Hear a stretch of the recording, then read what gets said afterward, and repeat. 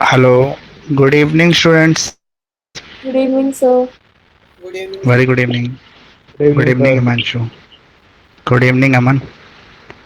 तो आज शुरू करेंगे हम लोग इंटरनेशनल लॉ ही, जो हमारा पीछे चल रहा था। तो पहला क्वेश्चन जो हम करेंगे वो अजाइलम करेंगे। तो अजाइलम के बारे में आपको जो भी पता है पहले आप वो लोग अपनी नॉलेज शेयर कर लें कि अजाइलम यानी कि शरणार्थी जिसे कहते हैं, या शरण जिसको कहते हैं, वो होता क्या है। तो जिनको भी जो भी इसके बारे में पता है पहले वो आप मुझे बताएं, फिर जो भी इसमें ऐड ऑन करना होगा इन्फॉर्मेशन में वो मैं आपको बताता हूँ। पहले आपको पता है कि अजाइलम क्या होता है, कितने टाइप का होता है और किसके बेनिफिट के लिए होता है, और इसका पर्पस क्या है, ऑब्जेक्टिव क्या है, जो भी आपको पता है।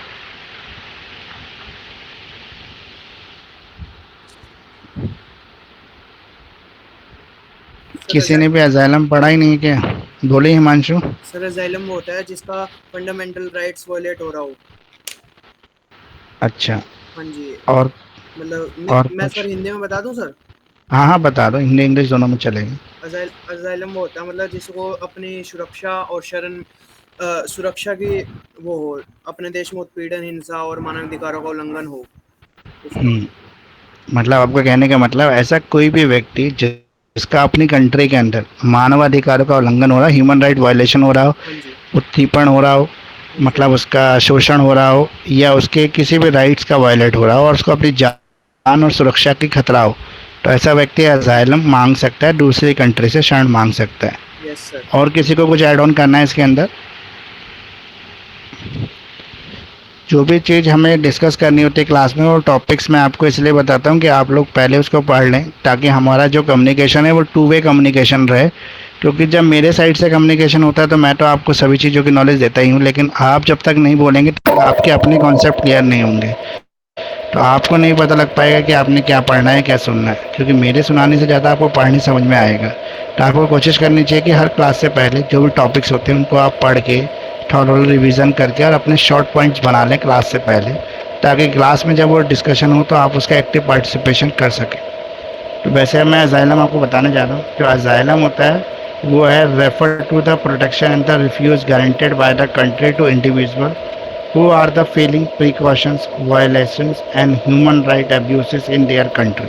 ऐसा कोई भी व्यक्ति जिसके मानव अधिकारों का शोषण हो रहा हो, जिसका उत्पीड़न हो रहा हो, या उसके खिलाफ कोई पॉलिटिकल या किसी तरह की कोई साजिश की जा रही हो, तो ऐसा व्यक्ति दूसरी कंट्री से अजाइलम मांग सकता है। अब अजाइलम दो तरह के होते हैं इसके अंदर, जो हमें बताया गया कि two kinds of the asylums होते हैं। पहला पॉलिटिकल रीजन से, और दूसरा है आपका रिफ्यूजी असाइलम, जो बिना पॉलिटिकल या अदर रीजंस की वजह से होते हैं।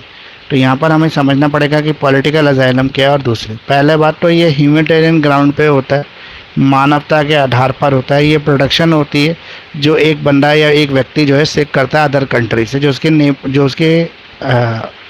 मतलब अपनी बोनाफाइड जहाँ पे वो रहता है वो कंट्री नहीं है उसकी, जिसे वो बिलोंग करता है वो कंट्री नहीं, दूसरी कंट्री से वो मांगता है। अब ये कंट्री दो तरीके की हो सकती है। फॉर एग्जांपल, अगर कोई एम्बेसी है, वो एम्बेसी मान लो कि पाकिस्तान के अंदर इंडिया की एम्बेसी, और किसी व्यक्ति को जैसे इमरान हुसैन को ही मान लो, इमरान खान को अपनी कंट्री के अंदर खतरा है अपनी गवर्नमेंट से, तो वो इंडिया से शरण मांग लेता है, अजाइलम मांगता है इंडिया से।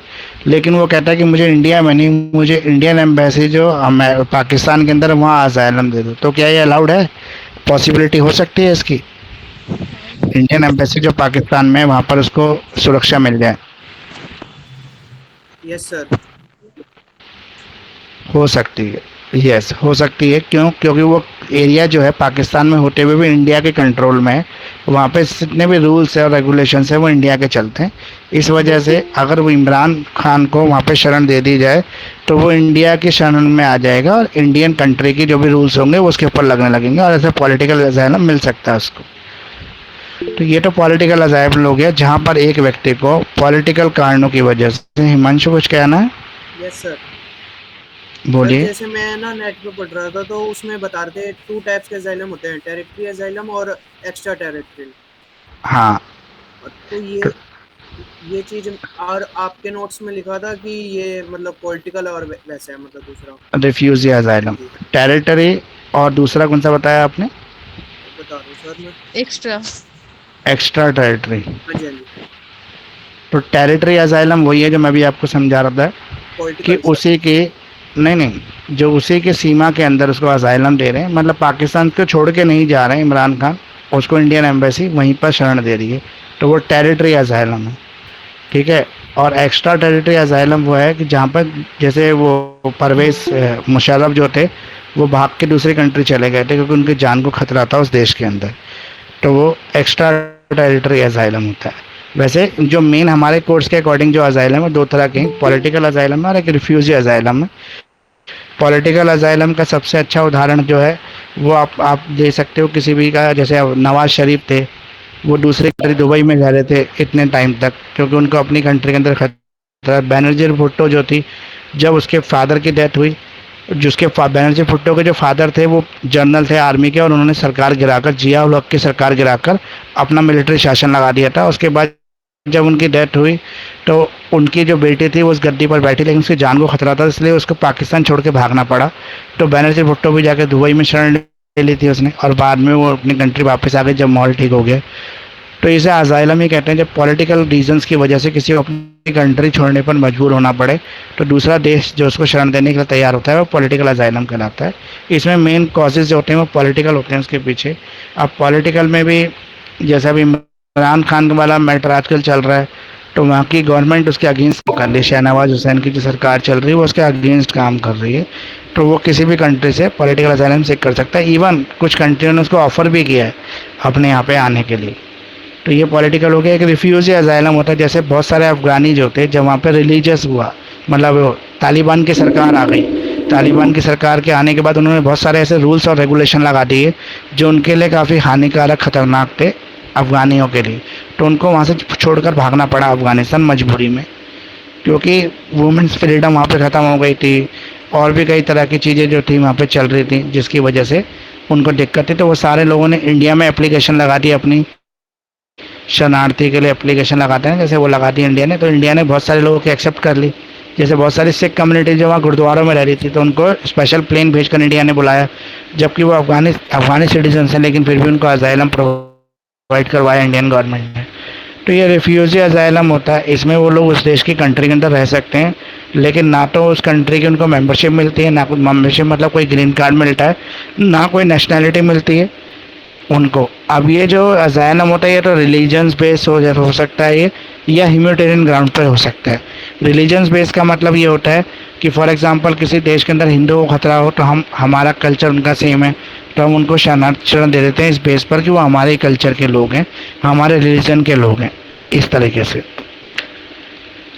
अब प्रोसेस क्या है इसका, ये पूरा असाइलम का प्रोसेस क्या है, तो इसका प्रोसेस ये है कि सबसे पहले आपको एक एप्लीकेशन लगानी पड़ती है।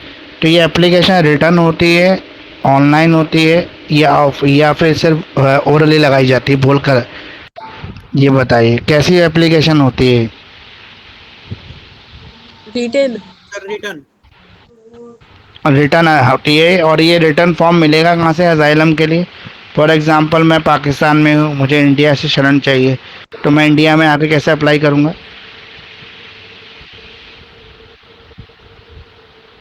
सर ये तो उस देश की एम्बेसी जो मेरी कंट्री में होगी, पाकिस्तान में अगर मैं हूँ तो पाकिस्तान में जो इंडियन एम्बेसी होगी मुझे वहाँ जाना पड़ेगा, वहाँ एक फॉर्मल एप्लीकेशन फ़ाइल करनी पड़ेगी कि मुझे असाइलम की रिक्वायरमेंट है। मुझे उसमें रीज़न बताने पड़ेंगे कि मुझे किस चीज़ से प्रोटेक्शन चाहिए, इस कंट्री में मुझे क्या ख़तरा है, मतलब किस खतरे की वजह से मैं शरण मांग रहा हूँ, वो मुझे वहाँ पर एक्सप्लेन करना पड़ेगा डिटेल में। फॉर एग्ज़ाम्पल लोग किसी एक न्यूज़पेपर में एक आर्टिकल आ जाता है जिसमें बहुत गलत चीज़ें लिख दी हैं और उस व्यक्ति की जान को खतरा हो जाता है, उस पूरे कंट्री के लोग उसके पीछे पड़ जाते हैं, तो ऐसा व्यक्ति अपनी ज़िंदगी बचाने के लिए किसी भी कंट्री से असाइलम मांगेगा, शरण मांगेगा, तो उसे पॉलिटिकल असाइलम नहीं कहेंगे, क्योंकि उस व्यक्ति ने कुछ राइटअप लिखा है, वो पॉलिटिशियन नहीं है, उसका पॉलिटिक्स से कोई लेन देन नहीं है, लेकिन उसके रिटर्न आर्टिकल की वजह से कुछ विवाद हो गया। फॉर एग्ज़ाम्पल जैसे बीजेपी की प्रवक्ता थी, उसने मोहम्मद साहब के बारे में कुछ कह दिया था, तो उसका बहुत बड़ा विवाद हो गया था, मुस्लिम कंट्रियों ने भी उसको मतलब टारगेट करना शुरू कर, तो मान लो उसकी जान को खतरा हो जाए ऐसा, तो वो क्या करेगी, असाइलम मांगेगी, किससे, किसी और कंट्री से मांगेगी अपनी जान बचाने के लिए। तो ऐसे असाइलम को हम लोग पॉलिटिकल असाइलम नहीं कहेंगे, अगर वो पॉलिटिशियन नहीं है तो, लेकिन वो तो पॉलिटिशियन ही थी, लेकिन अगर वो मान लो पॉलिटिशियन नहीं है तब उसको पॉलिटिकल असाइलम, नॉर्मल असाइलम कहेंगे। उसके लिए हमें एप्लीकेशन फाइल करनी पड़ेगी उस कंट्री के अंदर, फिर उसमें हमारा रिफ्यूजी का स्टेटस डिटरमाइन किया जाएगा। जो भी अजाइलम मांग रहा है, सबसे पहले उसका स्टेटस चेक किया जाता है कि वो व्यक्ति जो अजाइलम मांग रहा है वो किस होस्ट कंट्री का है, मतलब वो कहाँ से आ रहा है, उस कंट्री के अंदर उसकी नागरिकता कैसी है। ठीक है, फिर उसके बाद चेक करने के बाद उसके सपोर्टेड डॉक्यूमेंट के ऊपर मतलब इंडियन गवर्नमेंट या जो भी देश की गवर्नमेंट है वो गौर करती है कि क्या रीजन है, और वो रीजन जायज़ होते हैं तो वो उसके अलाउ कर देते हैं उसको। फिर उसका जो प्रोटेक्शन होता है उसका लीगल स्टेटस का, उसको प्रोटेक्ट किया जाता है। अब लीगल स्टेटस को कैसे प्रोटेक्ट करेंगे, एक असाइलम मतलब एक रिफ्यूजी के लीगल स्टेटस को हमें प्रोटेक्ट करना है, तो कैसे करेंगे। जैसे मैंने आपको बताया था कि जो रिफ्यूजी होता है जब कंट्री में आता है तो वो उस कंट्री हमारे देश के अंदर वो मेहमान की तरह रहता है, उसको कोई जॉब करने का अधिकार भी नहीं होता, वो रिफ्यूजी कैंप में रहता है। अगर उसको गवर्नमेंट परमिट कर देती है शहर में जाके रहने के लिए, तो भी उसका खर्चा जो है वो गवर्नमेंट ही बेयर करती है, गवर्नमेंट उसको खर्चा देती है। और उसके बच्चों को पढ़ाई लिखाई का कोई अधिकार नहीं होता, लेकिन उसका अपना लीगल स्टेटस रहता है। लीगल स्टेटस मतलब उसकी एक कानूनी आइडेंटिटी रहती है उस कंट्री के अंदर। ऐसा उसके पास कोई आधार कार्ड नहीं है, उसका कोई वोटर कार्ड नहीं है, उसका कोई परमानेंट रेजिडेंस भी नहीं है, लेकिन फिर भी उसका एक लीगल स्टेटस है कंट्री के अंदर, क्योंकि वो एज ए रिफ्यूजी एक्सेप्ट किया है गवर्नमेंट ने। अब है इंटीग्रेशन और रीसेटलमेंट। अब रिफ्यूजी बहुत सालों तक जब इंडिया रहता है तो इंडिया में प्रोविज़न शायद 5 या 7 साल का, एग्जैक्ट अभी मुझे याद नहीं है, तो 5 या 7 साल जब वो इंडिया में रह लेता है एज ए रिफ्यूजी, तो वो इंडिया की सिटीजनशिप के लिए अप्लाई कर सकता है। और उसके बाद इंडियन जो है गवर्नमेंट जो है उसको देखती है कि सिटीजनशिप देनी है या नहीं देनी, किस ग्राउंड पर देनी है, अगर देनी है तो यहाँ पे अजाइलम के टाइप्स भी हमने कर दिए और इसका प्रोसेस भी कर लिया, क्या प्रोसेस होता है इसका। तो अजाइलम जो बेसिकली मेन अजाइलम जो था वो वही था, पॉलिटिकल और रिफ्यूजी अजाइलम। लेकिन और भी बहुत सारे अजाइलम हैं जो आपकी कोर्स में नहीं है लेकिन फिर भी ये आते हैं, और कहीं आप गूगल पे सर्च करोगे तो ये आर्टिकल में आपको मिलेंगे। जैसे gender based asylum. Gender base का मतलब क्या होता है। मेल और फीमेल। हाँ, मेल और फीमेल होते हैं, लेकिन ये मेल या फीमेल कब अजाइलम मांगते हैं, मतलब दूसरे कंट्री से कब मांगते हैं। और जब किसी पर्टिकुलर जेंडर के ऊपर किसी तरीके का टॉर्चर हो रहा होता है, उस मतलब कंडीशन में हाँ, से डिस्क्रिमिनेशन हो रहा है, वायलेंस हो रहा है, रिस्ट्रिक्शंस हो रहे हैं on participating their faith in their home country. जैसे मान लो कि अगर हम अफगानिस्तान की बात करें तो वहाँ पे जैसे ये गवर्नमेंट आई तालिबान की, उसने क्या किया, वुमेन्स एजुकेशन पे रोक लगा दी। फिर बाद में वर्ल्ड प्रेशर के अंदर अलाउ भी किया, तो बोला कि क्लास में पर्दे डालेंगे हम लोग, जो सिर्फ जो लेडीज टीचर होगी वही लड़कियों को पढ़ाएगी, जेंट्स टीचर होगा वो लड़कों को पढ़ाएगा, और उनका कंपाउंड अलग रहेगा, इनका कंपाउंड अलग रहेगा, बीच में पर्दा डालेंगे, आधे लड़के जहाँ बैठेंगे वो लड़के, लड़का टीचर पढ़ाएगा मतलब प्रोफेसर पढ़ाएगा मेल, जो लड़कियाँ होगी वहाँ वुमेन प्रोफेसर पढ़ाएगी। तो इस तरीके से डिस्क्रिमिनेशन कर रहे हैं।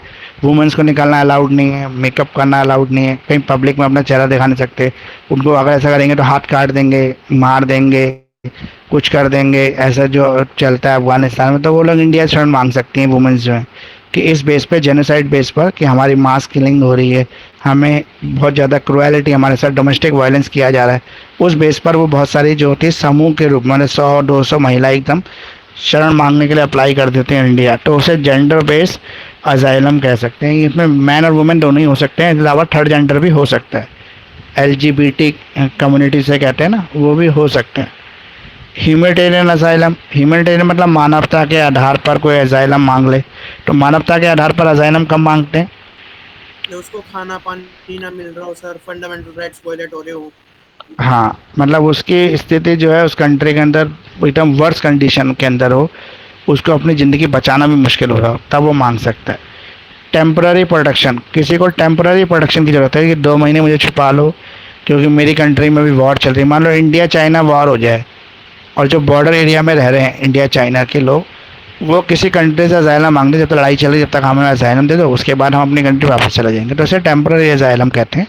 जैसे रशिया के अंदर और यूक्रेन में लड़ाई चल रही है, तो रशिया और यूक्रेन के बॉर्डर के लोग अपनी नेबरिंग कंट्री से असाइलम मांग सकते हैं।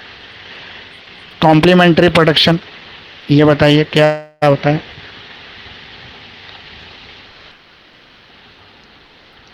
कॉम्प्लीमेंट्री प्रोटेक्शन का सर रिफ्यूजी स्टेटस को मीट करने का एक पर्टिकुलर क्राइटेरिया होता है, लेकिन वो क्राइटेरिया बिना मीट करे भी कभी कभी हम रिफ्यूजी स्टेटस दे सकते हैं किसी पर्टिकुलर मतलब कम्युनिटी को या किसी ह्यूमन बीइंग को। मतलब स्पेशल एज अ गिफ्ट कह सकते हैं, सम्मान कह सकते हैं, हम किसी को अपने देश में बुला लेते हैं, अजाइलम देते हैं। फॉर एग्जांपल मान लो कि अभी न्यूक्लियर वो जो पाक, जैसे हमारे यहाँ पे जो मिसाइल मैन है वो अब्दुल कलाम को कहा जाता है, ऐसे वहाँ पर भी है पाकिस्तान में एक, जिसके ऊपर अभी आरोप लगे थे कि उन्होंने कुछ कंट्रीज़ को अपने न्यूक्लियर फार्मूले बेच दिए, एटम बम बनाने के जो फार्मूले थे वो सोल्ड कर दिए, उनके ऊपर आरोप लगा, वहाँ पे केस चलने लगा उस कंट्री के अंदर। तो इंडिया जैसी कंट्री या किसी और जैसी कंट्री उनको एज ए रिस्पेक्टेड सिटीजन अपने देश में एजाइलम दे सकती है, बचाने के लिए बुला सकती है कि भाई आपकी कंट्री, आपकी जान को खतरा है, आपकी प्रोटेक्शन को खतरा है, तो आप आ जाओ, हम आपको शरण देने के लिए तैयार हैं। तो अब ये क्वेश्चन इस पे आ सकता है, क्या एजाइलम करेक्ट है, इनकरेक्ट है, या इसके कुछ क्रिटिसिज्म भी हो सकते हैं, ये बताइए। अजाइलम इज राइट और रॉन्ग, करेक्ट और इनकरेक्ट, या फिर इसके क्रिटिसिज्म्स क्या हैं, किस तरह से आप क्रिटिसाइज कर सकते हो अजाइलम को। वैसे अगर इसके ऑब्जेक्टिव पूछ ले या बेनिफिट पूछ ले तो आप तो सिंपली लिख ही दोगे कि protection of fundamental right, protection of right to life and security, protection from discrimination, ठीक है, ये तो आप लिख ही लोगे ना इजीली। लेकिन अगर क्रिटिसिज्म पूछ ले तो क्रिटिसिज्म कैसे लिखोगे इसकी, अजाइलम की क्या कुछ बुराइयां भी हो सकती हैं। सर जैसे कि एक बुराई ये हो सकती है कि जो हम मतलब कि बाहर के किसी एक इंसान को अपनी कंट्री में ला रहे हैं, तो ज़रूरी नहीं है कि वो इंसान वाकई ही ज़रूरतमंद हो सकता है वो कोई रॉ एजेंट हो हम्म सकता है जासूसी करने आया हो, हमारी कंट्री की इंफॉर्मेशन लीक कर दे, या टेररिस्ट हो। लेकिन अभी हम क्या बताएंगे इसके अंदर, बताएंगे क्रिटिसिज्म में कि फॉर एग्जांपल मान लो आपने पॉलिटिकल बेस पर किसी कंट्री के, मान लो इमरान खान को ही हमने पॉलिटिकल अजाइलम दे दिया इंडिया के अंदर, अब हमने उसको पॉलिटिकल असाइलम इसलिए दिया उसकी कंट्री में उसकी जान को खतरा है, लेकिन क्या वाकई में ऐसे भी तो हो सकता है कि इमरान खान उस कंट्री में वाकई में कोई गलत काम कर रहा हो जो पाकिस्तान की सॉवरेनिटी के अगेंस्ट जा रहा हो, लेकिन हम दूर से देख रहे हैं तो हमें सब अच्छा दिख रहा है, लेकिन हमने उसको जब पॉलिटिकल असाइलम दे दिया, उसको अपने पास रख लिया, लेकिन वो यहाँ बैठकर भी पाकिस्तान के अंदर ऐसा कोई गलत काम कर सकता है, जैसे वहाँ बम ब्लास्ट करवा सकता है, कुछ और काम, उसके अपने एजेंट हो सकते हैं वहाँ जिनसे वो कम्युनिकेशन करके इन चीज़ों को, एक्टिविटी को बढ़ा सकता है। तो टेररिज्म से जुड़े रिलेशंस भी हो सकते हैं जो इसके एक क्रिटिसिज्म हो सकता है पॉलिटिकल असाइलम का। इसके अंदर ये भी हो सकता है कि कुछ लोगों को बचाने के लिए, जैसे for example Osama bin Laden को अमेरिका ने टारगेट किया तो पाकिस्तान ने उसको असाइलम दिया ना, अपनी कंट्री में छुपा के रखा, पाकिस्तान ने छुपा के रखा। कैसे छुपा के रखा, एक शहर के अंदर वो रह रहा था पाकिस्तान के, और ये पता लग रहा था कि हाँ भाई ये जो है एक टेररिस्ट है, लेकिन फिर भी उसको शरण दे रखी थी पाकिस्तान ने। तो यहाँ पे सारा जो दोष था वो पाकिस्तान के ऊपर चला गया, लेकिन अमेरिका ने फिर भी उसको ढूंढ निकाला, बिना पाकिस्तान गवर्नमेंट की परमिशन लिए उसको मार भी दिया और उठा के भी ले गए उसकी डेड बॉडी को, और पाकिस्तान को पता नहीं लगा। ये तो उनकी अपनी आर्मी की विफलता है, उनकी अपनी इंटेलिजेंस का फेलियर है, लेकिन पर ऐसा हुआ। तो ऐसा इसका क्रिटिसिज्म ये भी हो सकता है किसी गलत आदमी को प्रोटेक्शन मिल सकती है। दूसरा ये हो सकता है कि अगर हम ऐसे ही, अगर जैसे अब जेंडर बेस्ड जो है आपका असाइलम, अगर हम ऐसे ही देने लगें तो किसी कंट्री के अपने कल्चर्स हैं, रूल्स है, जो रिलीजियस है, बिलीफ्स हैं, रिचुअल्स हैं, वो कैसे होंगे। हर कोई इनसे बचने के लिए क्या करेगा, असाइलम ले लेगा, दूसरी कंट्री में चला जाएगा, उसकी वहाँ पर प्रोटेक्शन मिलेगी, इवन उसका हर चीज़ जो है गवर्नमेंट स्पॉन्सर्ड रहेगी। तो ये सब इसके हो सकते हैं। इसके अलावा कोई अपनी कंट्री से पनिशमेंट से बचने के लिए, जैसे अब नीरव मोदी है, विजय माल्या है, ये लोग यहाँ से क्राइम करके, स्कैम करके वहाँ भाग गए और इन्होंने पॉलिटिकल अजाइलम ले ली, सॉरी रिफ्यूजी ले ली, अजाइलम ले लिया वहाँ पर। तो ये लोग तो हमारी कंट्री से तो पैसा लेके लूट के भाग गए ना, और हम उनको वापस भी नहीं ला पा रहे हैं। तो ये सब इसके क्रिटिसिज्म में आ सकता है। अब अगला क्वेश्चन जो मैंने आपको दिया था वो न्यूट्रलिटी का दिया था। तो न्यूट्रलिटी का कॉन्सेप्ट क्या होता है, हिंदी में क्या कहते हैं इसको, न्यूट्रलिटी को?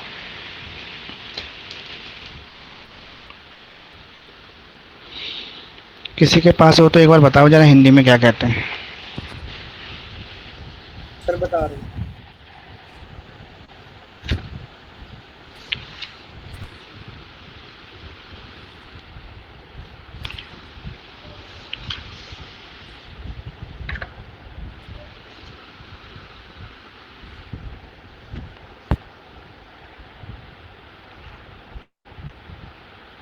जब तक ये बताओ कि न्यूट्रलिटी होता क्या है, concept of neutrality. Sir neutrality का कुछ मतलब ये होता है कि एक स्टेट होती है जो कि मतलब लड़ाई शांत कराने का काम करती है, ना तो मतलब जैसे वॉर हो रही है दो कंट्रीज के बीच में, तो वो जो स्टेट होगी वो अपने रिसोर्सेज का या फिर अपनी लैंड का मिलिट्री यूज के लिए किसी और कंट्री के यूज नहीं करने देगी, और न्यूट्रल रहेगी और किसी का भी पक्षपात नहीं करेगी। और न्यूट्रल रहकर या तो वो डिसीजन देने में हेल्प करेगी थ्रू डिप्लोमेटिक मीन्स, और या तो फिर वो बिल्कुल अलग रहेगी to promote peace and security.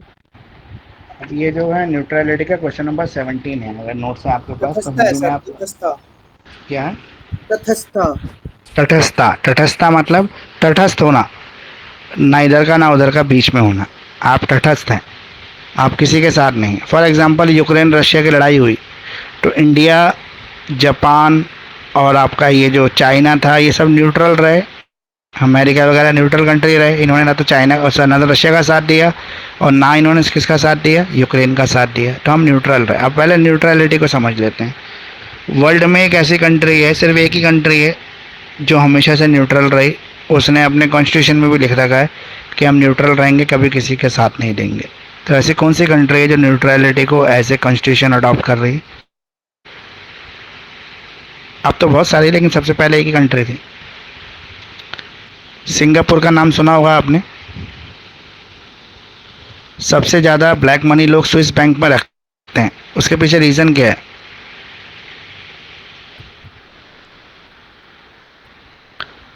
आवाज़ आ रही है ना आप लोगों को? Yes sir. तो न्यूट्रल का सिंगापुर एक ऐसी वर्ल्ड की कंट्री है जिसने अपने कॉन्स्टिट्यूशन के अंदर क्लियरली डिफाइन किया हुआ है कि हम एक न्यूट्रल कंट्री हैं, हम किसी के अलायंस में काम नहीं करेंगे। और ये एक इंडिया ने शुरू किया था, अगर आपको नाम याद हो तो, नॉन अलायंस मूवमेंट। ये क्या होता है नॉन अलायंस मूवमेंट? ये भी न्यूट्रलिटी का ही कॉन्सेप्ट है। आप इसको न्यूट्रलिटी में डिस्क्राइब कर सकते हो, इसलिए बता रहा हूँ आपको। बताइए, नॉन अलाइंड मूवमेंट क्या होता है? नैम, गुट निरपेक्षता कहते हैं इसको हिंदी में। सर ये कोल्ड वॉर के टाइम नेहरू जी ने स्टार्ट किया था, उसमें ना हम रसिया का साथ देंगे और ना ही अमेरिका का। वर्ल्ड वॉर 2 के टाइम पे नहीं शुरू किया था। इंडिया जब फ्री हो गया कोल्ड वॉर, और हमें, कोल्ड वॉर बोल रहे हैं। हाँ, कोल्ड वॉर के टाइम पे किया था। एलिस फोर्सेस और दूसरे कौन से फोर्सेस थे?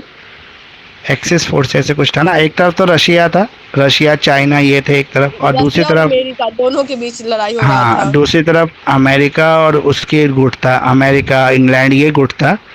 तो जो भी नई कंट्री फ्री होती थी तो उसको एक गुट में जाना पड़ता था।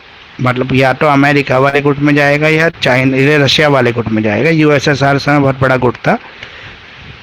जैसे चाइना जो था वो समाजवादी को था। हाँ, लेकिन अब इंडिया जब फ्री हुआ तो इंडिया के सामने थोड़ा प्रश्न ये था कि हम किसके साथ जाएं, क्योंकि हम तो नई फ्री कंट्री हैं, हमें तो सबकी ज़रूरत पड़ेगी। रशिया की भी ज़रूरत है तो हमें, अमेरिका की भी ज़रूरत है तो हमें, इंग्लैंड की भी ज़रूरत है, हमें चाइना की भी ज़रूरत है। हम तो किसी से दुश्मनी मोल ले नहीं सकते, क्योंकि अगर हम अपनी भौगोलिक स्थिति को देखते थे, हमारा जोग्राफिकल फैक्टर जो था, तो हमारे पास जापान का भी खतरा हो सकता था, चाइना का भी हो सकता था, रशिया का भी हो सकता है। और इधर की तरफ हम देखते थे कजाकिस्तान, ये सब जो थे ये आपके इंग्लैंड वाले गुट के अंदर थे। तो हमें हर तरफ से कुछ खतरा था। तो हमारे पास एक पॉलिसी जो नेहरू जी ने शुरू की थी, पंडित जवाहरलाल नेहरू थे, कि हम गुट निरपेक्ष नीति अपनाएंगे, नॉन अलाइन मूवमेंट, कि हम किसी के साथ अलायंस नहीं करेंगे, हम किसी के साथ ही नहीं, हमें सबकी ज़रूरत है। बाद में बहुत सारी कंट्री ने इसको अपनाया, इंडिया की जो थे, और भी नई कंट्री जो फ्री उन्होंने भी। तो सिंगापुर भी जब फ्री हुआ तो उसने भी इस मूवमेंट को ले लिया, नॉन अलाइंड मूवमेंट को। उसी टाइम उसने अपने कॉन्स्टिट्यूशन में लिख दिया कि हम न्यूट्रल कंट्री रहेंगे, न्यूट्रलिटी को अडॉप्ट करेंगे एज ए कॉन्स्टिट्यूशन, और हम किसी के साथ नहीं। क्योंकि देखो, विश्व युद्ध कब होता है, वर्ल्ड वॉर कब होती है? फॉर एग्जांपल रशिया और यूक्रेन लड़ रहे थे, रशिया की साइड से इंडिया चला जाए, यूक्रेन की साइड से चाइना आ जाए, फिर एक तरफ से अमेरिका हो जाए, फिर एक तरफ से इंग्लैंड हो जाए, एक तरफ से फिर दूसरी कंट्री जापान आ जाए, जर्मनी आ जाए, तो ये बढ़ते बढ़ते बढ़ते बढ़ते वर्ल्ड वॉर बन जाता है। इससे बचाने के लिए ज़रूरी है कि आप न्यूट्रल रहें, तटस्थ रहें, आप किसी के साथ नहीं देंगे।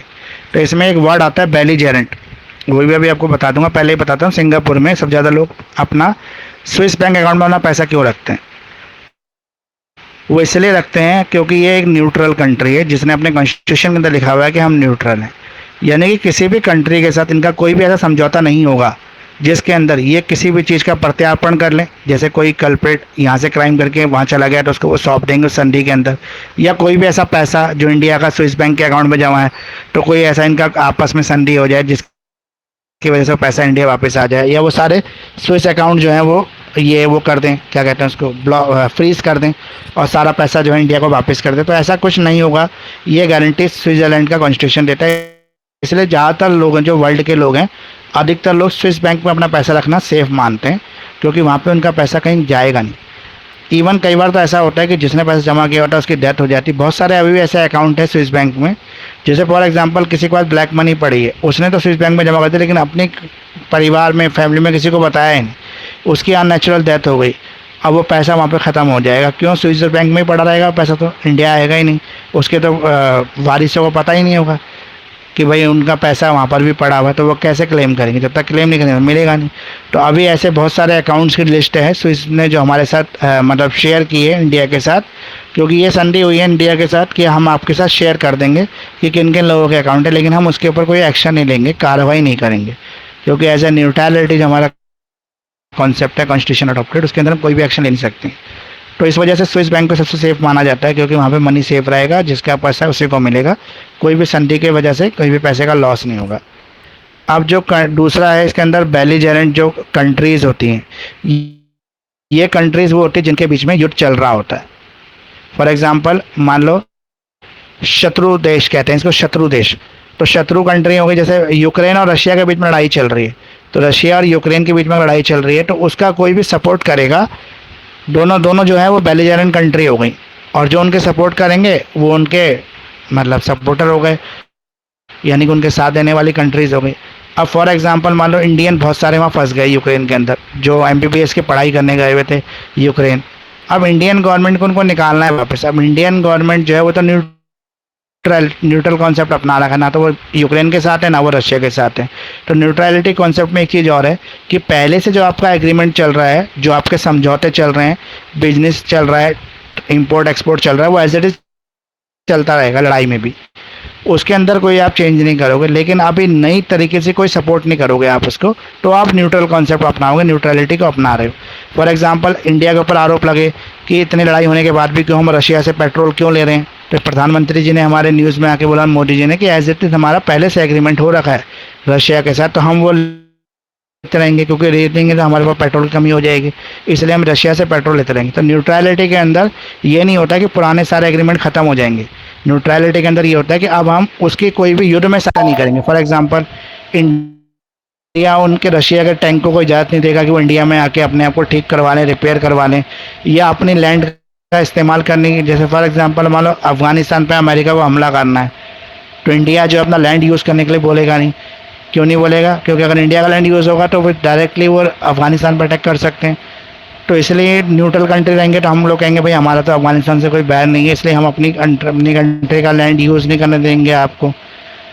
लेकिन इसमें भी एक वो है, क्या है, इसमें एक एक्सेप्शंस है कि जो मेडिकल हेल्प के लिए आते हैं, या जो खाने की या ह्यूमैनिटेरियन ग्राउंड पे कोई मदद करने वाले प्लेन होते हैं, या जो भी होता है, अपना एयरवेव्स हम यूज़ करने देते हैं। हम उनको बोलते हैं ठीक है आप हमारा एयरवेव्स यूज़ कर सकते हैं, आप जा सकते हैं, क्योंकि आप मेडिकल हेल्प लेने जा रहे हैं। इवन मान लो कि यूक्रेन रशिया में लड़ाई चल रही है, उसके जो नेबरिंग कंट्री हैं उसके अंदर से भी जो मेडिकल हेल्प के लिए कुछ प्लेन, फाइटर प्लेन, कोई शिप जो हैं वो जाती रहेंगी, उनके ऊपर कोई रोक नहीं रहेगी। लेकिन बेलिजेरेंट कंट्री के अलावा कोई भी कंट्री जो है वो उसको आर्मी की कोई हेल्प नहीं करे। फॉर एग्जांपल मान लो क्या कहा उन्होंने मेडिकल हेल्प के लिए, और उन्होंने उसमें हमने आर्म्स एम्यूनिशन की सप्लाई करना शुरू कर दिया, तो ऐसी कंट्री के, ऐसे शिप के अगेंस्ट, ऐसे एयरक्राफ्ट के अगेंस्ट जो कंट्री है वो एक्शन ले सकती है, जो न्यूट्रल कंट्री है वो रोक लगा सकती है ऐसे क्राफ्ट के ऊपर। तो न्यूट्रलिटी का कॉन्सेप्ट का जो है, इसकी डेफिनेशन की अगर हम बात करें तो ओपनहाइम की एक डेफिनेशन है इसके अंदर। ओपनहाइम क्या कहते हैं?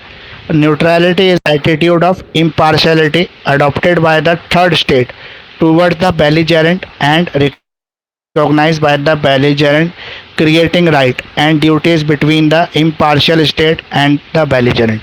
तो belligerent countries के बीच में जो impartial countries होती हैं, जो किसी का भी पक्ष नहीं ले रही हैं, वो कंट्री क्या करती हैं? सपोर्ट करती हैं, लेकिन मेडिकल हेल्प के लिए और दूसरी चीज़ों के लिए।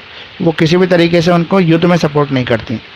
अब इसके लिए अगर हम एसेंशियल एलिमेंट्स की बात करें तो न्यूट्रलिटी के लिए क्या क्या एसेंशियल एलिमेंट होने, सबसे पहला एसेंशियल एलिमेंट तो यही है कि हमें इम्पार्शलिटी का एटीट्यूड अपनाना है। हमें किसी का भी पक्ष नहीं लेना, हमें इम्पार्शल रहना है। ठीक है। अब इससे फ़ायदा क्या होता है, देखो अगर न्यूट्रलिटी आ गई तो न्यूट्रलिटी आने से फ़ायदा क्या होगा, रशिया और यूक्रेन ही आपस में लड़ते रहेंगे, उनकी नेबरिंग कंट्रीज में शामिल नहीं होगी।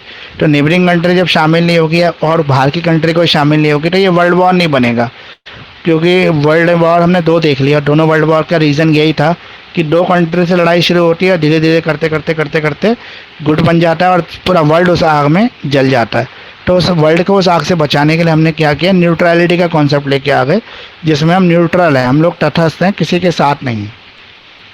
तो इसका फ़ायदा क्या होता है, ये लोकलाइज कर देता है वार को। वार जो है वो लोकलाइज हो जाती है, लड़ाई जो है वो लोकल तक सीमित रह जाती है, मतलब यूक्रेन और रशिया ही लड़ते रहेंगे और कोई कंट्रीज में आएगी नहीं। It regulate the international relation, ये इंटरनेशनल रिलेशंस को रेगुलेट करने का काम करती है, रेगुलेशन का काम करती है इंटरनेशनल रिलेशंस के बीच में। एनकरेज करती है आपके पीसफुल मीनिंग्स को, मतलब जो भी हमारे शांति के तरीके हैं उनको एनकरेज करती है। जैसे मेडिकल हेल्प अलाउड है, आप हमारी कंट्री का यूज़ कर सकते हैं मेडिकल हेल्प देने के लिए, या कोई खाने की हेल्प है या ह्यूमैनिटेरियन ग्राउंड पर कोई और हेल्प है वो आप दे सकते हैं, उसके अंदर कोई भी रोक नहीं लगाई जाएगी। अब ड्यूटीज़ क्या हैं, राइट और ड्यूटीज़ की अगर हम बात करें कि जो भी आपकी न्यूट्रल कंट्रीज़ हैं उसकी क्या राइट्स हैं और क्या ड्यूटीज़ हैं, तो अगर कोई और राइट्स आप बता सकते हैं मुझे, सबसे पहले तो आप बताइए क्या राइट्स या क्या ड्यूटीज़ हो सकती हैं, नहीं तो फिर मैं आपको बताता हूँ।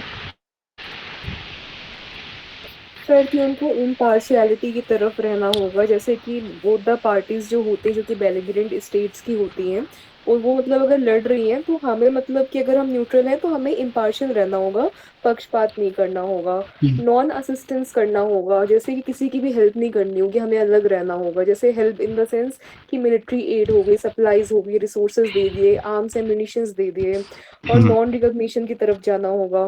कंट्रोल एंड इन्फोर्समेंट का ध्यान देना होगा, न्यूट्रलिटी की डिक्लेरेशंस रखनी होगी अच्छे से कि हम न्यूट्रल हैं, हमसे दूर रहिए, लड़ाई झगड़ा उसमें हम नहीं इन्वॉल्व होंगे। मतलब हमारा लड़ाई से ह्यूमैनिटेरियन कोई लेना ऑब्लिगेशंस देना का, नहीं। जी जी, ह्यूमैनिटेरियन ऑब्लिगेशंस का भी ध्यान रखना होगा।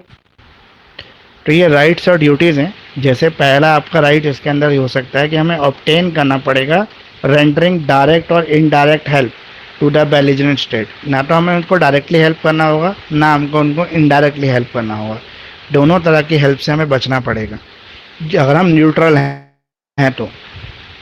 It is a duty of the neutral state to prevent the hostile activities within the territory of the neutral state. तो न्यूट्रल स्टेट की टेरिटरी में हमें हॉस्टाइल एक्टिविटी से बचना है। हॉस्टाइल एक्टिविटीज़ का मतलब है उनको किसी आर्म्स एम्यूनिशन की हेल्प करना, या उनके टैंक या तोपें ख़राब हो जाएं तो उनको अपनी कंट्री में रिपेयरिंग की इजाज़त दे देना।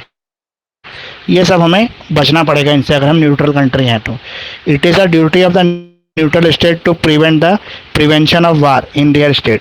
हमें अपनी कंट्री के अंदर किसी भी तरीके के वार को प्रमोट करने वाली कोई भी एक्टिविटी करने से बचना होगा। Duty not to interfere the matters of belligerent state.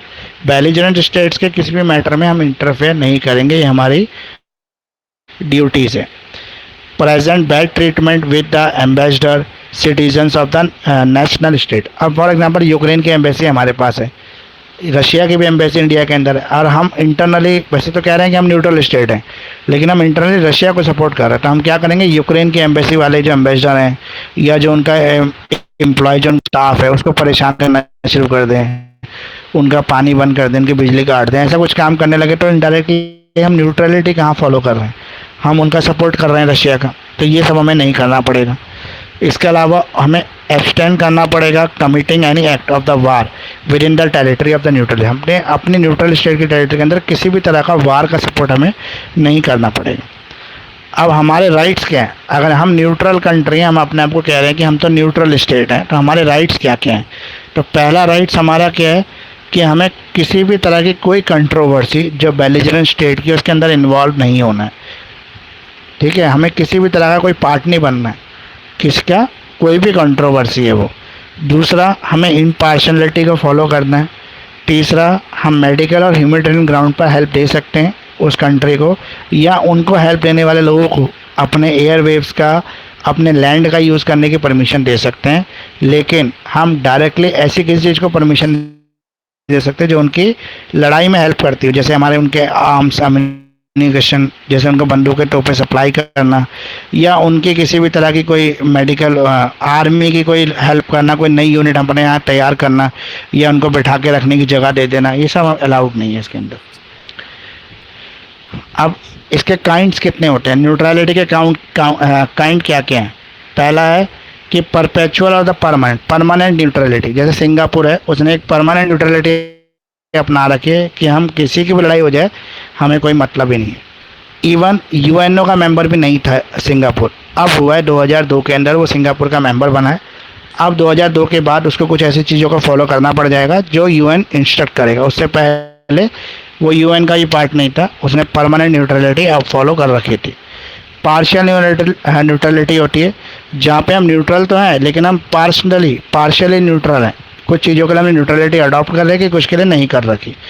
अब है वो न्यूट्रलिटी बेस्ड ऑन ट्रीटी। जितनी भी ये न्यूट्रलिटी होती है ट्रीटी के ऊपर बेस होती है, समझौते के ऊपर बेस होती है जो हम करते हैं।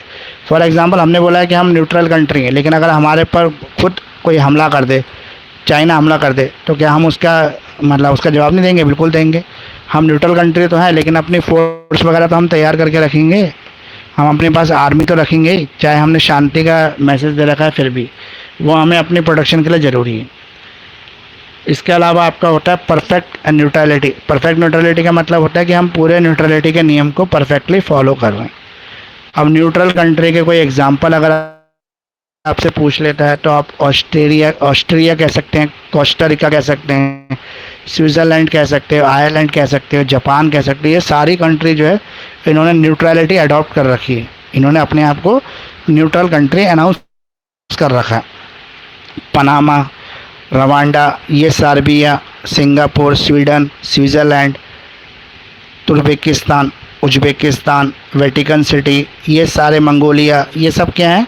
न्यूट्रल कंट्रीज़ है जिन्होंने अपने आप को न्यूट्रल कंट्री के रूप में अनाउंस कर रखा है।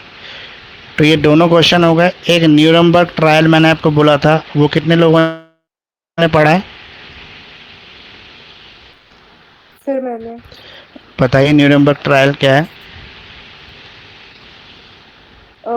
सर इसमें बेसिकली क्या हुआ था, जो वर्ल्ड वॉर 2 चल रही थी उसमें जो भी लीडर्स थे मतलब कि नाजी जर्मनी के, वो काफी ज्यादा इन्वॉल्व रहते थे वॉर क्राइम्स में और क्राइम्स अगेंस्ट ह्यूमैनिटी में, जैसे कि जीनोसाइड्स हो गए, प्रिजनर्स ऑफ वॉर हो गए, उन पे टॉर्चर करना।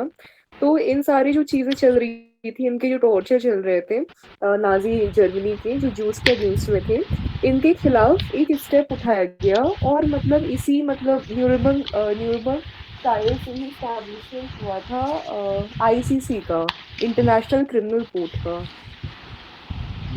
और एक तरफ से मतलब एक नया एंगल दिया गया इंटरनेशनल लॉ को ह्यूमन राइट्स की मतलब की तरफ से।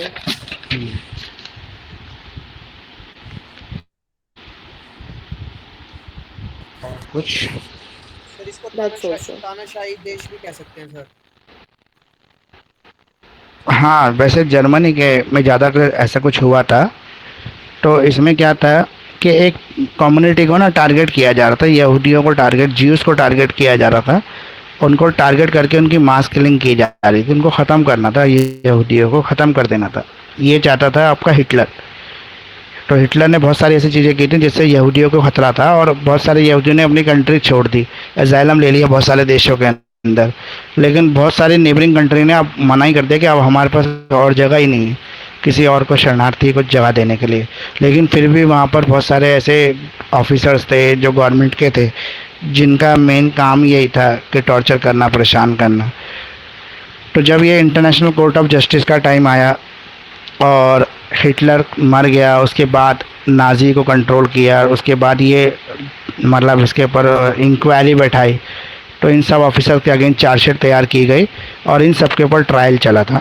उस ट्रायल को न्यूरम्बर्ग ट्रायल कहते हैं क्योंकि न्यूरम्बर्ग में ये ट्रायल हुआ था और ये जर्मनी का एक जगह है, जर्मनी की जगह है ना न्यूरम्बर्ग, तो न्यूरम्बर्ग ट्रायल इसलिए कहा जाता है इसको।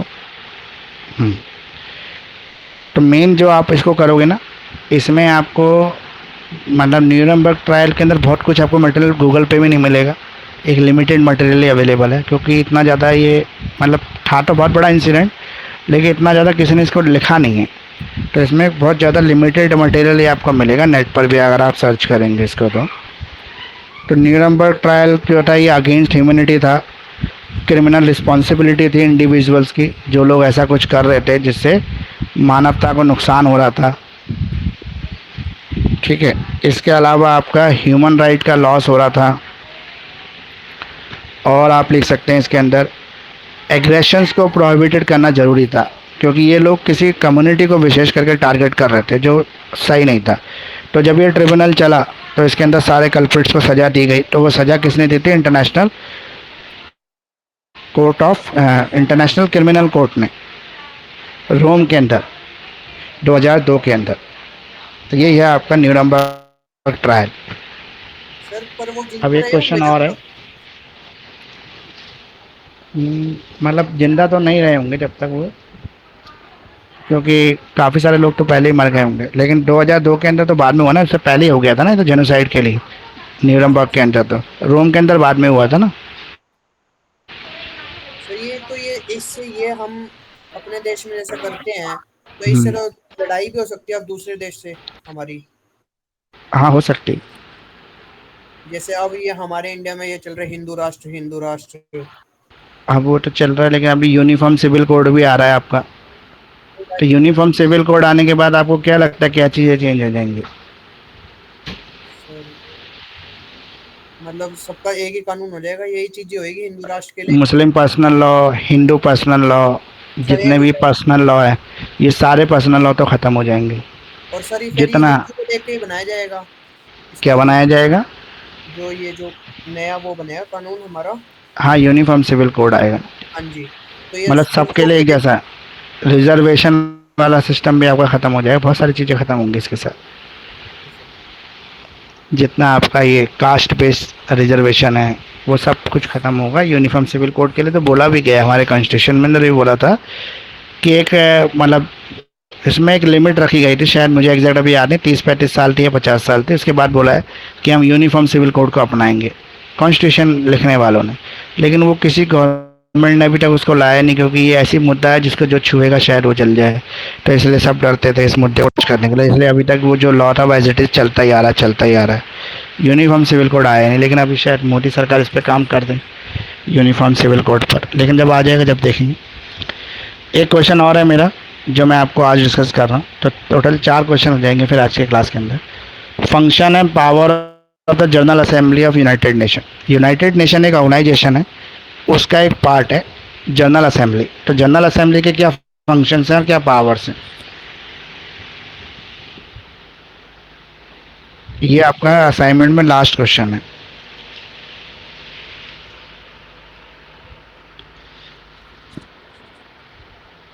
तो क्या पावर है जनरल असेंबली के पास? वैसे आप समझते हो जनरल असेंबली है क्या?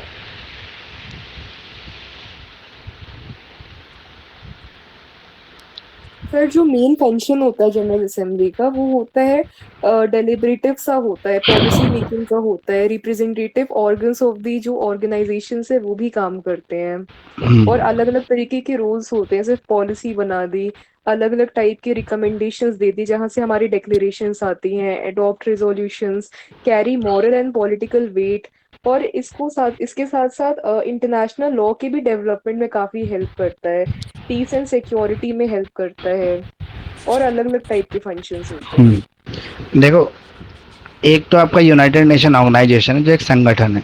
अब ये संगठन जब काम करेगा तो इसकी एक काम करने वाली बॉडी होगी, उस बॉडी को हम जनरल असेंबली कह सकते हैं, जो मेन रिस्पॉन्सिबल बॉडी है यूएन ऑर्गेनाइजेशन के लिए। अब ये बॉडी में जो मेंबर्स होते हैं ये हमें आर्टिकल 9 के अंदर बता रखा है, जो यूएन चार्टर का आर्टिकल 9 है उसके अंदर बताया कि जो भी जनरल असेंबली है वो मेन जो मेंबर्स होते हैं उसको सिलेक्शन का मेन काम है इसका जनरल असेंबली का। ये मेंबर्स अपॉइंट करने का काम करती है, मेंबर कंट्रीज से लिए जाते हैं। जितने भी यूएन के जो मेंबर्स कंट्रीज हैं उन सब कंट्रीज से कुछ मेंबर को सिलेक्ट किया जाता है जो यूनाइटेड नेशन ऑर्गेनाइजेशन में काम करते हैं। ठीक है, इसके अलावा जो भी मेंबर्स होता है वो मतलब एक कंट्री के अंदर अगर मैक्सिमम मेंबर की हम सिलेक्शन की बात करें तो कम ज़्यादा 5 हो सकते हैं। 5 से ज़्यादा मेंबर किसी भी कंट्री से सिलेक्ट नहीं किए जा सकते। तो जनरल असेंबली का काम है कि आपके हर कंट्रीज़ के अंदर से यूएन के लिए मेंबर्स अपॉइंट करना। टोटल 193 मेंबर्स हैं इसके, जो आज जनरल असेंबली में जो मेंबर्स हैं, और हर कंट्री से इसके मेंबर्स हैं। और मेन जो पावर है और जो फंक्शन है यूएन के, वो जनरल असेंबली के पास ही है। तो आर्टिकल 18 बताता है कि हर कंट्री से 5-5 मेंबर तो हैं, लेकिन सबके पास वोटिंग राइट केवल एक ही है। मतलब अगर वोट करना हो तो मान लो इंडिया से 5 मेंबर हैं, चाइना से भी 5 मेंबर है, लेकिन पाकिस्तान से 3 मेंबर है मान लो, श्रीलंका से 2 मेंबर है मान लो, और किसी कंट्री से 1 मेंबर। तो यहाँ पे बैलेंस कैसे किया जाए? ऐसे तो फिर इंडिया का वोट ज़्यादा हो जाएगा क्योंकि 5 मेंबर हैं। तो इसे बैलेंस करने के लिए बोला है कि हर कंट्री का वोटिंग राइट एक ही है। मेंबर ज़्यादा हो सकते हैं लेकिन वोटिंग का पावर एक ही है। तो ओनली वन वोटिंग पावर है हर कंट्री के पास, जो भी मेंबर्स कंट्रीज है आपकी, किसकी? यूएन की, यूनाइटेड नेशन ऑर्गेनाइजेशन की। तो हम सबसे पहले इंपॉर्टेंट डिसीजन के बारे में अगर बात करें कि कोई भी ऐसा इंपॉर्टेंट मैटर, कोई कन्वेंशन बनानी, कोई ट्रीटीज बनानी है दोनों कंट्री के बीच में, वर्ल्ड के अंदर कोई नई चीज लानी, माना यूडीएचआर लेके आना है। अब यूडीएचआर को जनरल असेंबली में पास करवाना है, तो कितने बंदे से पास होगा? 50% मेजोरिटी से पास होगा या 2/3 मेजोरिटी से? तो ये बोलता है कि 2/3 मेजोरिटी से पास हो जाएगा वो बिल।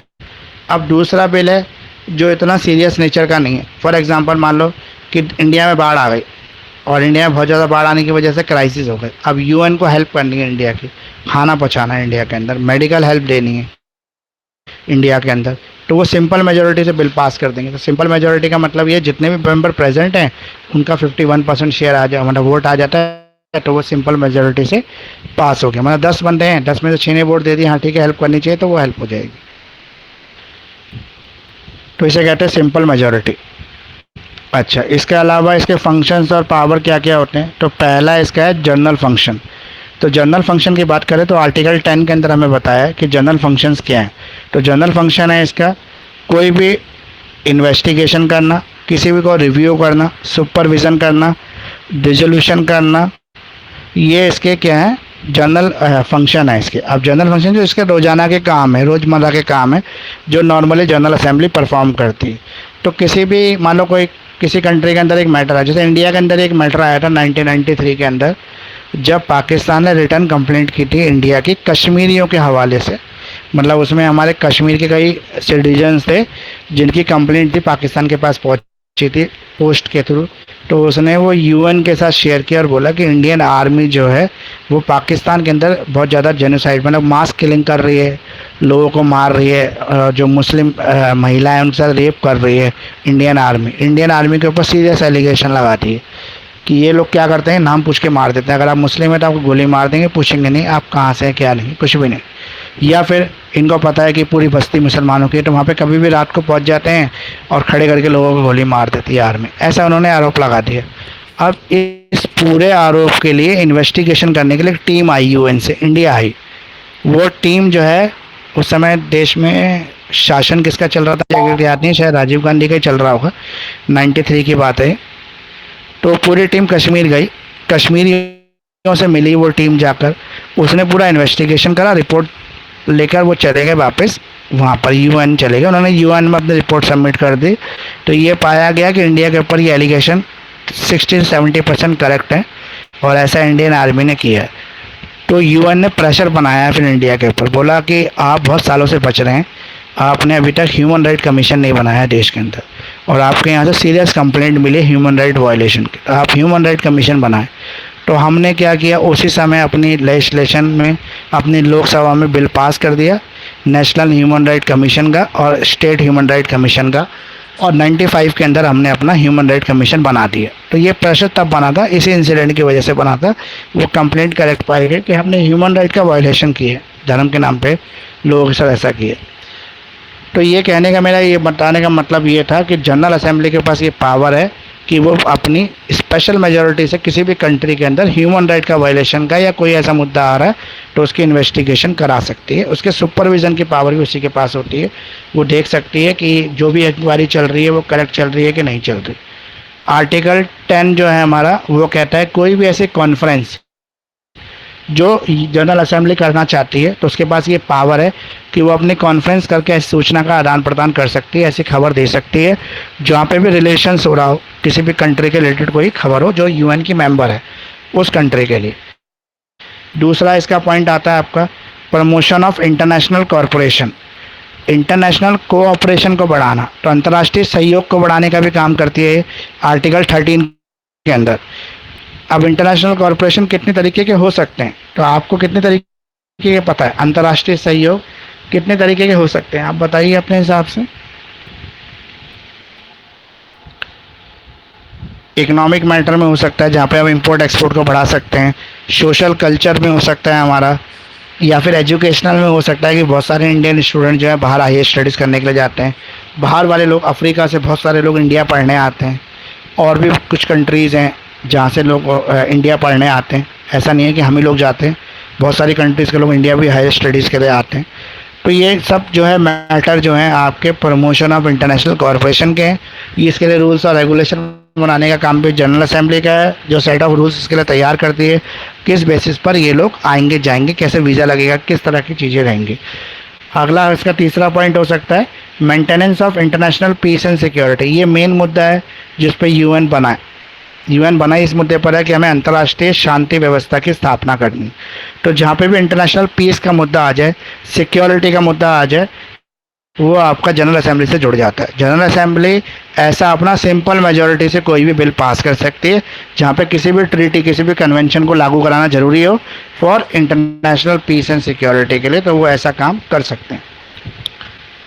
और इसका चौथा पॉइंट हो सकता है आपका इलेक्टिव फंक्शन। इलेक्टिव फंक्शन मैंने ऑलरेडी आपको शुरू में बताया था कि हर कंट्री से 5-5 मेंबर मैक्सिमम लिए जा सकते हैं। टोटल 193 मेंबर हैं आज के टाइम पे इसकी स्ट्रेंथ, लेकिन वोटिंग पावर हर कंट्री के पास एक ही है। जब भी जनरल असेंबली के अंदर किसी भी मुद्दे के ऊपर वोटिंग होगी तो हर कंट्री के पास सिर्फ एक वोट है करने के लिए। अब है function relation to the admission. अब किस कंट्री को इसका मेंबर बनाया जाए, किस कंट्री को ना बनाया जाए, तो ये करने की पावर भी, यूएन का मेंबर बनाने की पावर भी जनरल असेंबली के पास है। जनरल असेंबली अपनी मीटिंग के अंदर डिस्कस करके ये तय कर सकती है कि इस कंट्री को इसकी मेंबरशिप देनी है कि नहीं देनी। किसकी मेंबरशिप? यूएन की मेंबरशिप। फाइनेंशियल फंक्शन की बात करें तो जैसे मैंने आपको बताया, कोई सीरियस यहाँ पे मान लो बाढ़ आ जाए इंडिया के अंदर मदद की ज़रूरत है, तो उसके लिए फाइनेंशियल फंक्शन, मतलब फाइनेंस, पैसा कहाँ से आएगा, ये भी अरेंज करना जनरल असेंबली के पास पावर है कि वो अरेंज करेगी।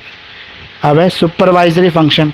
सुपरवाइजरी फंक्शन का मतलब है कि सुपरवाइज करना, ध्यान रखना। जैसे मैंने बताया था आपको कि इंडिया एक इन्वेस्टिगेशन के लिए भेजा गया, एक डेलीगेशन जिसने इन्वेस्टिगेशन किया, तो उसका पूरा सुपरविज़न करने का काम भी इसी के पास होता है। कहीं वो गलत तरीके से कोई भी चीज़ को मतलब इन्वेस्टिगेट ना कर ले, गलत रिपोर्ट पेश ना कर दे। इसके अलावा और मिसलेनियस फंक्शंस भी हैं इसके, जिसमें आपका हो सकता है कि जैसा अभी कोविड आ गया था, तो कोविड के दौरान जो है वैक्सीन की हेल्प करने का काम जो है यूएन ने किया। बहुत सारी कंट्रीज़ ऐसी थी जो वैक्सीन अफोर्ड नहीं कर पा रही थी, उनको वैक्सीन प्रोवाइड करवाई। जैसे इंडिया ने भी बहुत सारी वैक्सीन जो थी फ्री ऑफ कॉस्ट कुछ कंट्रीज़ को दी, तो सब यूएन के इंटरवेंशन की वजह से हुआ, यूएन के इंटरफेयर की वजह से हुआ। इसके अलावा और सब्सिडरी ऑर्गेन्स हैं गवर्नमेंट के, जिनके लिए काम करने के लिए मैन पावर अरेंज करना, या काम करने के लिए फाइनेंस लेना, या और कंट्रीज़ के जो भी ओपिनियन है उसके ऊपर बेस करके इन चीज़ों को बनाना, डेवलप करना, ये सब काम आपका जनरल असेंबली का है। तो ये क्वेश्चन आज के कंप्लीट हो गए आपके। कोई अभी आपके कोई डाउट हैं, या आपने कुछ पढ़ा हो जो समझ में ना आ रहा हो, या कोई सजेशन जो हम अगले क्लास के लिए टॉपिक ले लें? अभी तक मुझे लगता है शायद 10 क्वेश्चन के आसपास तो हमने कर लिए इसके इंटरनेशनल लॉ के। यस।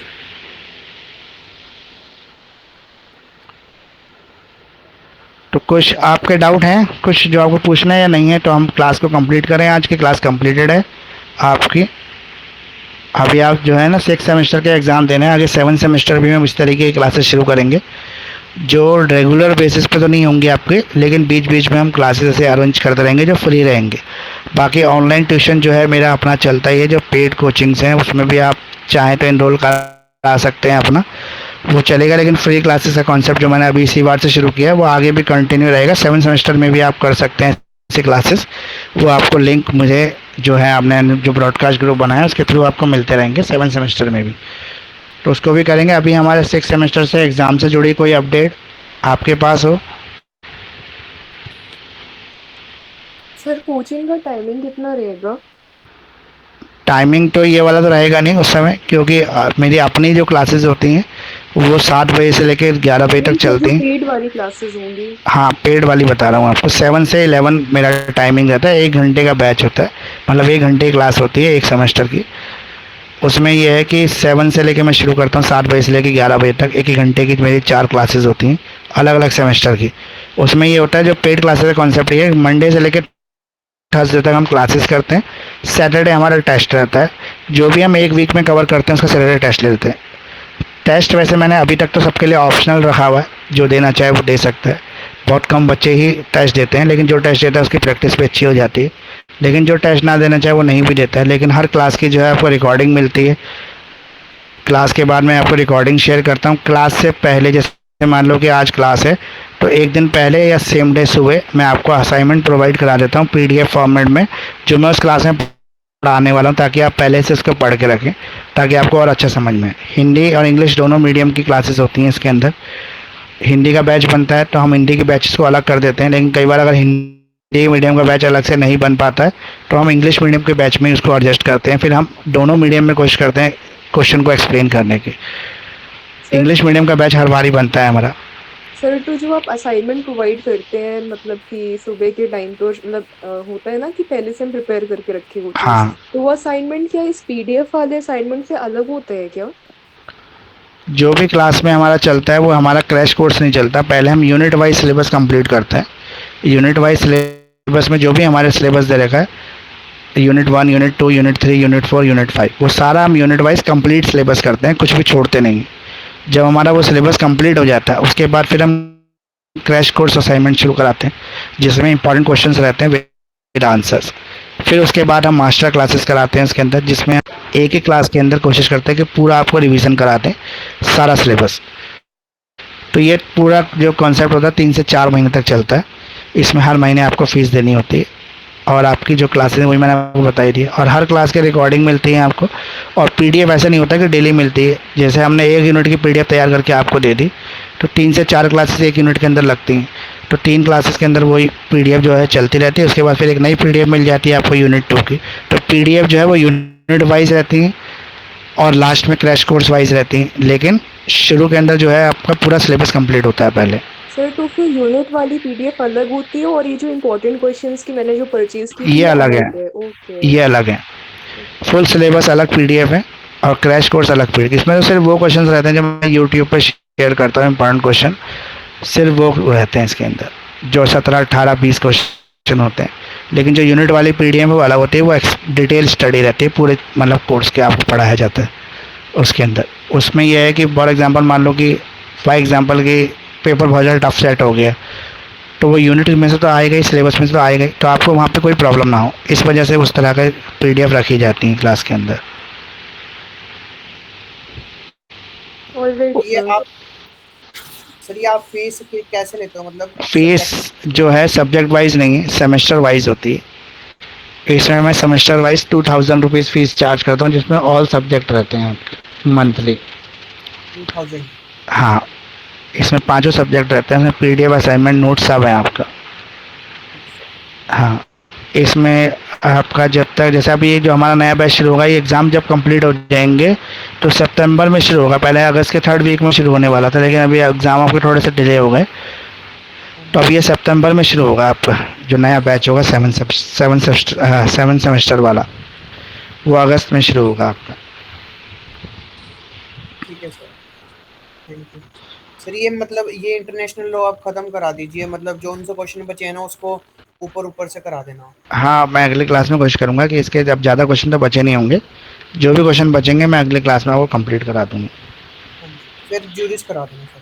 हाँ, फिर जूरिस्प्रूडेंस शुरू कर देंगे। अच्छा, दूसरा मैं आपको ये कहता रहा था कि अभी तक आपकी डेट शीट से रिलेटेड कोई अपडेट आया नहीं है, यस सर। तो मेरे को आज हो गए, तो आपका जुलाई के लास्ट में जाने लग रहे हैं मुझे लगता है एग्ज़ाम पर। फिर भी सीसीएस है ना, अनएक्सपेक्टेड तो कर ही सकता है। yes, पिछली बार भी हम ऐसे ही सोच रहे थे, लेकिन अचानक से डेट शीट आई और अगले हफ्ते से एग्ज़ाम शुरू होने की वो आ गई डेट, 1 वीक का टाइम दिया। तो फिर भी हम ये तो मान के चलें कि हमारा जूरिस्प्रूडेंस का एग्ज़ाम तो हो ही रहा है, यस सर। तो जूरिस्प्रूडेंस का एग्ज़ाम इसी के बाद है, तो इसको कर लेंगे। जब डेट शीट आ जाएगी तो क्लासेस थोड़ी डबल कर लेंगे, ज़्यादा टाइम बढ़ा देंगे, ताकि आपकी रिवीजन पूरी कंप्लीट हो जाए। अभी ऐसे ही करेंगे, धीरे धीरे रिवीजन करते रहेंगे। एक क्लास में अगर हमारे 4 क्वेश्चन भी हो जाते हैं तो हमारा 3 से दिन में जो है एक सब्जेक्ट कंप्लीट हो सकता है। हाँ जी सर। मुस्लिम लॉ भी हमने थोड़ा बहुत तो कर ही लिया है, इंटरनेशनल लॉ भी हमारा काफ़ी तो कंप्लीट हो ही गया है, आधे से ज़्यादा सिलेबस कंप्लीट हो गया है।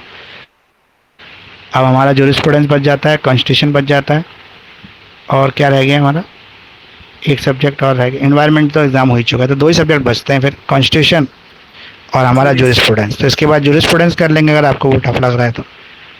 यस सर, ज्यूरिस करा देंगे सर। इसके बाद हम जूरिस्प्रूडेंस शुरू कर लेंगे। जूरिस्प्रूडेंस का एग्ज़ाम अगर टाइम से हुआ तो कब था हमारा, 18 को था हाँ ना, जी सर। तो 18 को होगा, यानी कि 8 दिन बच गए अगर आज के हिसाब से, आज 9 तारीख है ना। हाँ जी हाँ, तो 8 दिन बच गए आपके एग्ज़ाम में जूरिस्प्रूडेंस। तो एक क्लास और करके इंटरनेशनल लॉ को कंप्लीट करके अगली क्लास में जूरिस्प्रूडेंस शुरू कर देंगे, और उसको कंप्लीट कर लेंगे पहले, जब तक डेट शीट आई जाएगी, जब तक जूरिस्प्रूडेंस कंप्लीट होगा तब तक, फिर उसी हिसाब से प्लानिंग कर लेंगे। ऐसा भी हो सकता है कि आपको जूरिस्प्रूडेंस की नई डेट शीट आ जाए, मतलब नई डेट शीट में जूरिस्प्रूडेंस एग्ज़ाम आगे चला जाए, ऐसा पॉसिबिलिटी है। लेकिन जब तक डेट शीट नहीं आई तब तक हम यही मान के चलेंगे कि 18 को एग्ज़ाम है हमारा जूरिस्प्रूडेंस का। अगर फॉर एग्जांपल मान लो 18 तक कोई डेट शीट नहीं आती, तो आपको एग्ज़ाम देने जाना पड़ेगा 18 को जूरिस्प्रूडेंस का। Yes sir. और कोई डाउट आपके? No sir. Okay. No sir. Okay, thank bye. You. Thank you sir, have a nice day. Same to.